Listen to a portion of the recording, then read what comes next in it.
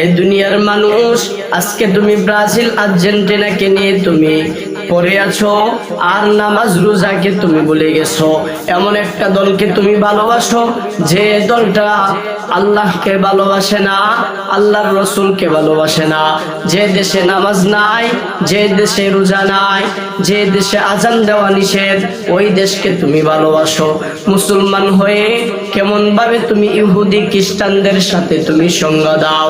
আল্লাহর রসুল বলেন, যে ব্যক্তিকে ভালোবাসবে, যে ব্যক্তি যে কমকে ভালোবাসবে, তার সাথে তার কাল হাসরের দিন হাসর নাসর হবে।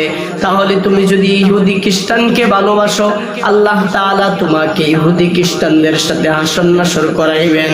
এই জন্য পৃথিবীর মানুষ, যে আর্জেন্টিনায় তোমাকে টাকা দেয় না, পয়সা দেয় না, যে ব্রাজিলে তোমাকে টাকা দেয় না, পয়সা দেয় না, ওই ব্রাজিলকে নিয়ে তুমি পড়ে আসো, ওই আর্জেন্টিনাকে নিয়ে পড়ে আসো, কোনোদিন তোমার খোঁজ খবর নিবে না, কোনোদিন তোমাকে চিনবেও না, জানবেও না।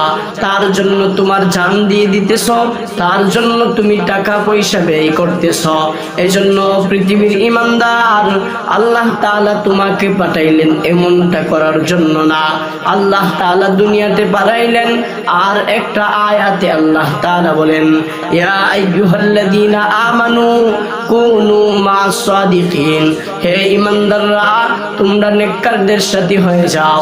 যদি নেককারদের সাথী হইতে পারো, তাহলে আল্লাহ তাআলার তৈরি জান্নাতে যাইতে পারবা।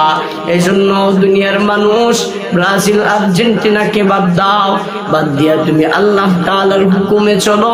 আল্লাহ তাআলা তোমাকে জান্নাতে